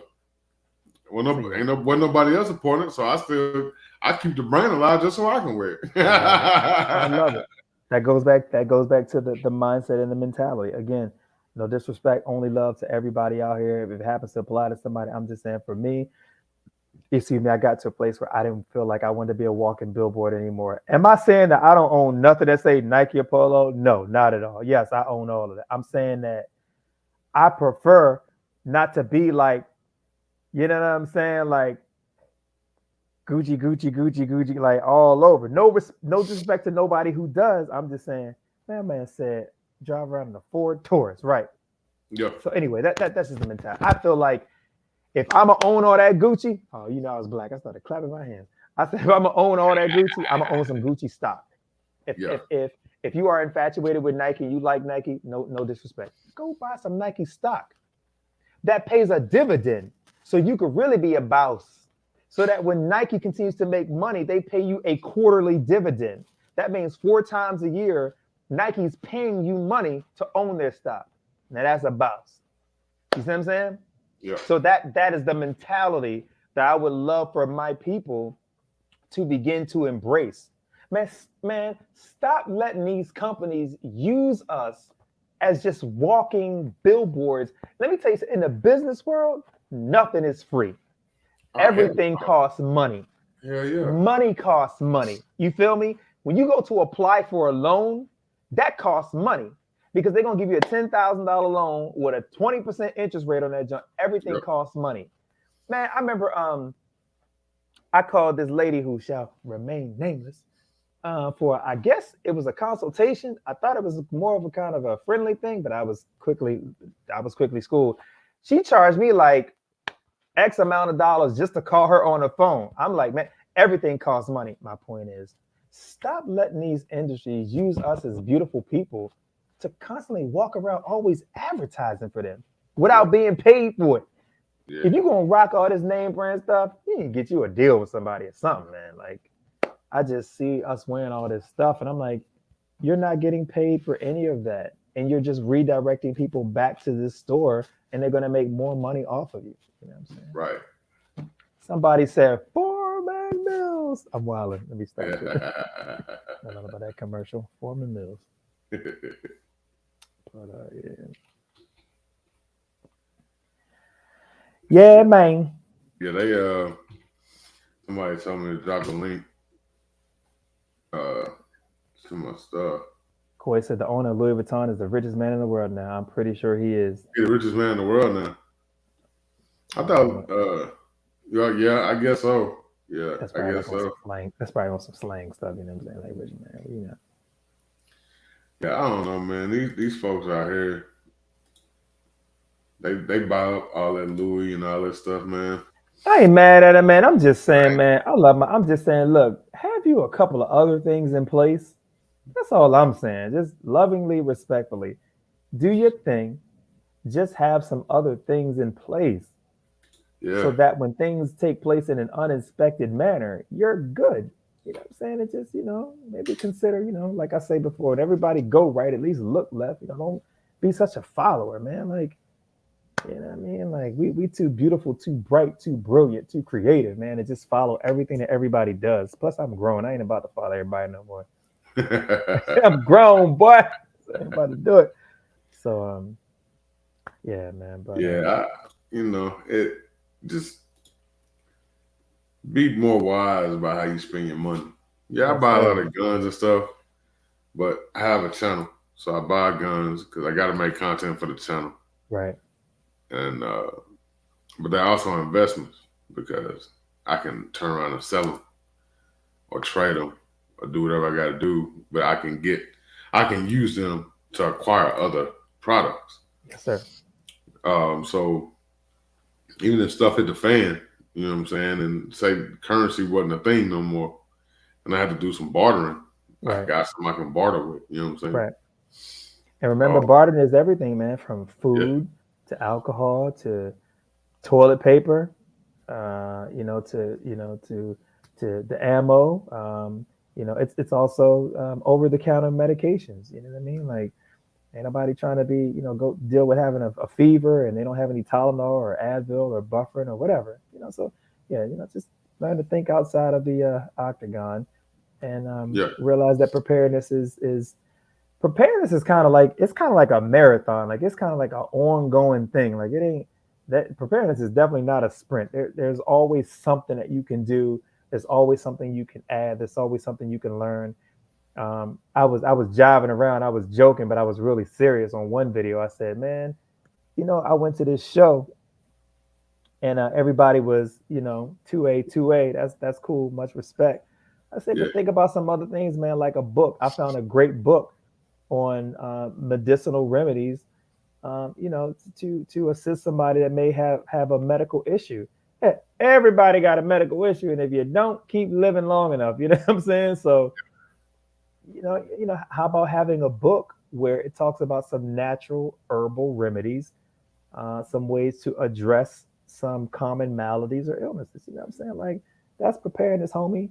That's preparedness, queen. Right. You have some things in your arsenal so that you are well-rounded. Coming from the cybersecurity arena, information technology that I've been in for a long time, we talk about defense in depth. Right. You put a server. It's probably some tech people on here. You put a server behind in the DMZ. You put it behind the firewall, and then you got access control and role-based control. Basically, you have defense in depth, meaning that you got multiple things something has to go through in order to get to you and unseat you. That's the way it should be in the preparedness community, in the preparedness mindset. You should have multiple things in place so that if the banking the economic, if you wake up, I don't want to say tomorrow, if you wake up last week and the bank's not open and the ATM machines are not working, you should still have a way to be able to get some food for your family. The Colonial Pipeline thing that happened 2 years ago, I don't know how it may have affected you guys, but it hit us here on the East Coast where allegedly there was a hack, because there's always a hack, right? And with all these cameras and all this technology, it's funny how they can never find out who did the hack and bring them to justice. But anyway, there was a problem allegedly with the gas stations. And so it was a rack of gas stations that they weren't working. They didn't have any gas. Bro, when I tell you, people around here was looking ridiculous. They was like, people were very frantic. They couldn't get gas. They couldn't fill up. And if you was one of them lazy last minute people that always ride around on eat, you was hurting. Yeah. But maybe some of us were okay, because maybe some of us, we don't let our cars get below half a tank. And we also have a little bit of fuel at an undisclosed location. So, if that happens, what do you do? If, there's so many things that can have power outage of extended duration. What if there's an attack on a local water treatment facility plant? What if there's just a main water break, as I've said in a previous video? These are real life things that I've seen. You put things in place, as one of my homies say, our goal is to create micro infrastructure. That is, you look at everything you need on a macro level and you do your best to recreate it on a micro level. You need energy. So you try to recreate that on a micro level by getting a generator that with some gas that can provide you some energy to charge up your devices, turn your lights on, power some appliances in your house. If you old school from the country like me, you go out there, you chop wood, split wood, you got a fireplace and all that to keep yourself warm. Water, what if there's a problem at the local water treatment facility? What if there's a boil water alert? What if you was in Flint? What if you was in Jackson? How are you going to drink? You should have some bottled water. You should have a filter.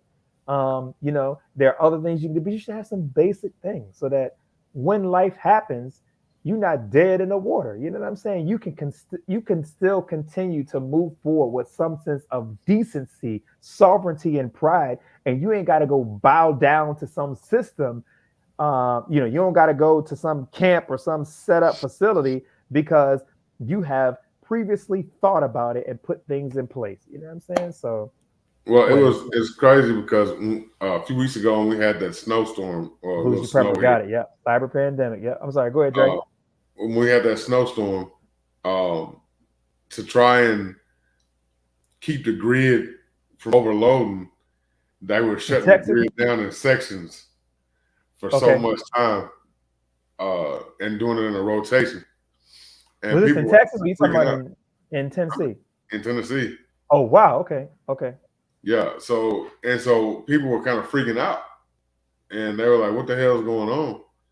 But to keep the grid from overloading, they were shutting it down in sections for like 15, 20, sometimes an hour at a time to try and balance out the grid. And so it was freaking people out, man. And if you're not used to not having technology and you're not prepared, that was some scary stuff for a lot of people. I was just like, man, you'll be all right. It'll come back up.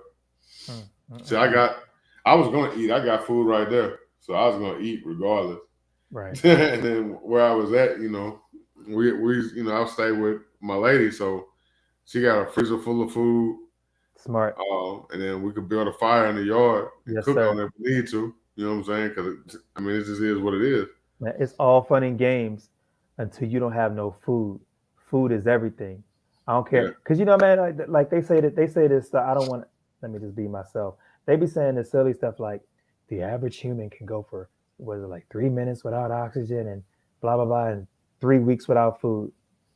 You could think you can go 3 weeks without food, but you're not going to be functioning at an optimal level with your right mind full of strength after 3 weeks without food. Nah. If you ain't got no food, it's a wrap. Like 2A all day, you're gonna be too tired. You ain't gonna get no sight alignment, sight picture. You're gonna be hallucinating. Like you, preparedness, baby boy. You know what I'm saying? Like our people, we need to put some things in place so that if and when it happens, because it's coming. And if you don't believe me, what homegirl Bougie say? Cyber pandemic. Hey, Yeah. some of this stuff out here, man, like it's almost like the powers that be. They think they they they believe that we are too stupid and too benighted. I won't say stupid. I'm sorry. We are too Yeah. intellectually darkened to do anything. Yeah. It's almost as if it's some kind of perverse game where they be like, uh, we're going to play this game, but we know they won't listen. But let us give them a bit of a handbook anyway. But they won't even pay attention Yeah. because I feel like if you are familiar with who the WEF is, I don't even like saying their name, is a World Economic Forum. They're not hiding. Nope. You can You go know to what their they say, right? website. You can go. Yeah, I know exactly what they say. If you You want to will hide something own. from a black man, put it in a book. Homie said you will own nothing and be happy. um, there's a lot of things that are going on out here, man. So at this point, if if people are not interested in preparing, then they're just going to have to be accountable for their decisions. But Yeah. it is my hope and my prayer that we will begin to take a look at some things that are going around. And I can almost hear like my brother-in-law saying, because one day my brother-in-law was like, man, you can't lay awake all night, being worried about it. You're right. I don't lay awake all night worrying about it. I don't worry. I just put things in place and I keep it R&B smooth. I'm not saying be scared. I'm not saying lay up all night and worry. I'm saying use your eyes, use your ears, use your brain, use your discernment, your Holy Ghost, your chakra, your energy, your yin, your yang, whatever you want to call it. Look at what's going on out here. Mm-hmm. Make a note and then get into some action and put some things in place so that when it all happens, you at least have put some things in place to mitigate the effects of some things that are going to happen. Right. And if it don't happen, then you just got some extra water, some extra food, some extra ice to bring to the cookout, and you're good. You know what I'm saying? You got an extra pair of clothes or whatever. You know what I'm saying? Yeah. Yeah, man. This country is beefing with like the global superpower that makes everything. You know what I'm saying? Like this country is beefing with China. I can't believe I be spelling this. Like I don't trust nothing on this internet. They beefing with them. They make everything. Why are you beefing with Yeah. them? You know what I'm saying? Like, look at anything in your house and everything be like made in Made that in country. China. What do you think happens if things continue to escalate more than how they're escalating now? What happens if they cut us off and say, no problem, we will no longer export anything to you? Can y'all please tell me what this country makes? You know what I'm saying? Like, what do we make in comparison to what that country makes? I'm like, man, people better wake it on up, man. So, hey, we're not about being scared. We're not about being panicking. We R&B smooth. We Yeah. see what's good. We see what's going on. We get out. We make a couple preparations, kid a couple things, and then we come back, get our favorite drink of lemonade, and we two-step. We chill out and listen to some Boys the Men. Hey, that's how it is. You know? Man, I'm gonna sit back and relax. I'm not gonna stress it. I've already got some stuff worked out with some people. I know what my plan is. I know where I'm going. I know what I'm taking. Hey. And so, I mean, we're gonna be And all in right. addition to that, my bad. Last thing. One of my biggest things I harp on, which you have done a phenomenal job at doing, Big Drake, is forming alliances, Oh yeah. building relationships, because you can't make it on your own. Right. Everybody in here, me, you, everybody, gonna need somebody. No matter how smart you are, sharp you are, how wealthy you are, you're going to need someone. We are stronger together then we are separated. They know that, which is why the common narrative over 2 years and counting has been separated. Do your part, stay apart. Don't go see your family for Christmas. Like, bro, what's the big difference? Whether I saw him last week or saw him on Christmas, but don't get me started. But anyway, form alliances, build relationships. It's okay to speak to people. Like, seriously, like every time you speak to a woman, you ain't gotta be trying to be hollering. It's like, good morning, how are you? Hey, nice shoes. Hey, what's going on, brother? Just speak to people. We're all going to need each other. So shout out to you. Shout out to Carbon Q, who's been very kind, very generous. She is absolutely brilliant, magnificent. You know, she brought me to you in terms of, letting you know about who I am. Shout out to Tribe of Kings. Shout out to everybody on here, man. Form alliances, man. Speak to people. Be nice to people. Ooh, be nice to people. Ooh, I felt the Holy Ghost on that one. Man, you don't know who you don't know who is who knows who has resources. The plug, I guess that's the common word. We say, yeah, I got the plug. You don't know who, man, be nice to people. Cause bro, you don't know who. You don't know who knows who. You don't know who has connections and access to who. And we all have more in common than we do that's apart, man. I'm so tired of this red, blue, Democrat, Republican. Yeah. Man, look, man. My granddaddy said left wing, right wing, same bird. You know what I mean? Like, form alliances. Start building relationships because you're stronger together. If something happened, man, you're part of a village. It don't affect you as much because you're part of a village. You know what I'm saying? Right. Oh, the Colonial Pipe, whatever gas station not working, no problem. Because I got a gallon of gas. My man Hot Tub Tony got a gallon of gas. You know what I'm saying? Like, Carbon Q got a gallon of gas. So, nobody in this village should not be able to drive their car because we got a village. We got a mag. We got a tribe. We together. So if you're an individual, you short. Same thing with food. Oh, you know what? There's a rice shortage. There's a bean shortage. No problem. I got 10 pounds of rice. My man Hot Tub Tony, that's not just being a rap song. Man, Hot Tub Tony, guys. You know what I'm saying? I'm poking fun, but what I'm trying to accentuate is the power of togetherness. Yeah. If we all got something, man. You like, you know what I'm saying? My baby girl crying at night. She got this fever. No problem. We got Tylenol. You know what I'm saying? Like, when you a part of something, whatever they throw at us, it can only be so effective because we are powerful beyond measure and damn near invincible when we stick together. Form alliances, man. Stay together. Be nice to people. If we all come together and bring what each one of us has to the table, we'll be all right. Man, we just got to stop trying to take from each other. Right. You know what I'm saying? And so, me and Quinn was talking, man. We watched a lot of like Walking Dead, stuff like that. And it's like, we ain't gonna be having no zombies walking around, but that survival aspect of it could really happen. You never know. Don't nobody know it's in Area 51. But anyway, that's true. For another. You never know what these jokers be doing. Well, man, brother, you stick together, man. You covered a whole lot of stuff. I was just letting you talk. Let's let you do your thing. I'm just honored to be here, and I'm very grateful, and thank you guys for having me tonight. And hopefully one or two things I've said, hopefully it's something that somebody can take and get up tomorrow morning like, you know what, let me listen to this knucklehead and go put a couple things in place. You know what I mean? Man, we just stronger together, man. We're invincible. We're powerful beyond measure. And the day that we really get together is the day that nobody can touch us. You know what I'm saying? So right. Yeah, man. Stay prepared. Stay alert, man. Stay watchful out there. Speak to people. Be nice. You just never know, man. You just so stick together, man. Form a line. What you guys are doing is lovely. I wish there were more people. It seems like the togetherness still seems to be more prevalent down south than it is up north, man. But you guys in the south, man, we tend to stick together more. Because that's the culture. That's the way of life. You know what I'm saying? Culture down here. Yeah. You know what I'm saying?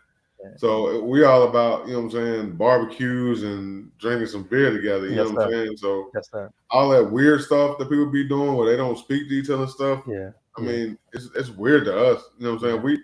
If we hold a door open for somebody, you know what I'm saying? That's just what we do. Right. You know what I'm saying? But shoot, this whole, hey, what's up, man? How you doing? And they look at you all sideways and shit. We're not used to that. Right. Man, don't pay no mind. That'll be the same joke when you pass about 10 miles up the road. He got a flat tire, but he ain't want to speak to nobody. You be all right. Have a nice day. You know you see the video where the dude was walking up to the lady. He's like, excuse me, ma'am. She's like, what do you want? I'm married. He's like, oh, I was just going to tell you had a flat tire. Right. And she's like, oh, will you help me fix it? He's like, no, call your husband. He walked off. Right. That's funny. But man, I definitely appreciate you coming through, brother. Man, thank you so I know much you just got through doing some stuff, and hadn't been too long. Got home, you still got your. Still got, but I know, right? It's all good. Man, it's not seriously, Jay. Seriously, man, it was a joy to be here tonight, brother, and I'm humbled that you guys would have me on. And again, shout out to everybody here. I'm only calling names only because these are the folks I know. To you, Carbon Q, and the Tribe of Kings, man. Top of salute, and I'm so grateful you guys have me. So. Thank you so much. You're more than welcome to come through anytime, brother. You know what I'm saying? And you always welcome to come drop jewels, man. My people, they love getting them jewels, man, getting that knowledge. They love that information. And that's what I like to bring to them. You know what I'm saying? I want them to have fun, but at the same time, I want to give them, every time they come in, I want to leave with something. You know right. I just feel like if one win, we all win, man. If we share and empower each other, then, you know man, what I'm saying? Let's have my arm. Each one teach one. My man. Each one teach one, baby. That's what I'm all about. And see, my brother down here, Sunday View Fishing, that's another man. That's another super, super educated Thank you brother. so much. Coy, super educated brother. Ghetto. All these people in here, man. We got some educated people in here, man. We're not running around with some knuckleheads. I don't sleep on nobody, but I'm probably much more educated than I am. Like I said, I stay humble. Hey, thank you for having me. Man, I'm just trying to share a little something to be a blessing, and it's all man. Good. Come around, check us out. You know what I'm saying? And I want to, I got a little producer. You know what I'm saying? Be helping me out. Shout out to them.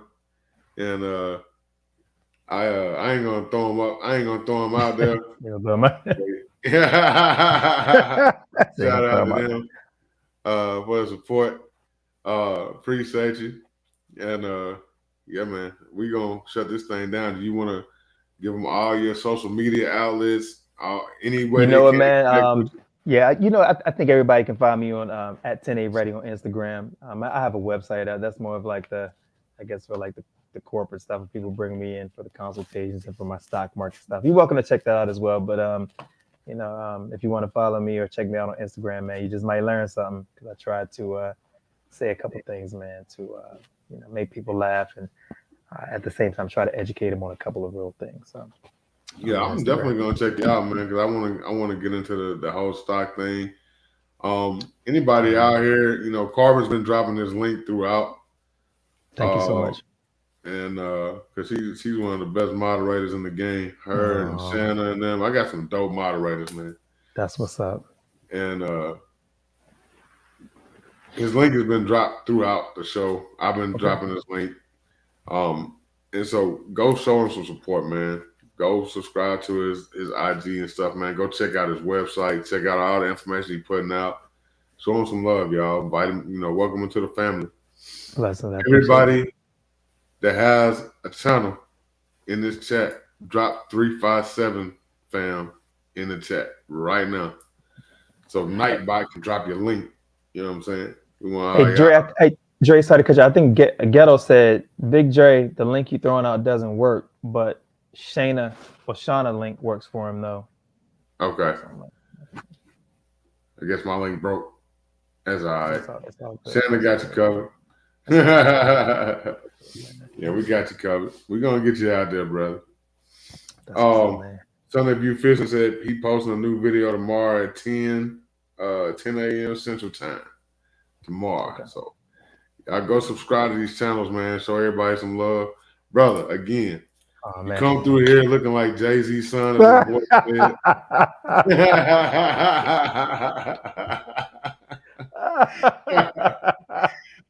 I guess your wife must be Solange.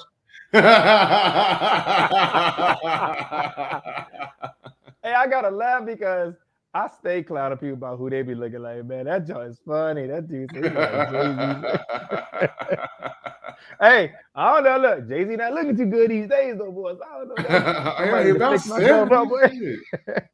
Hell, Jay-Z old as hell.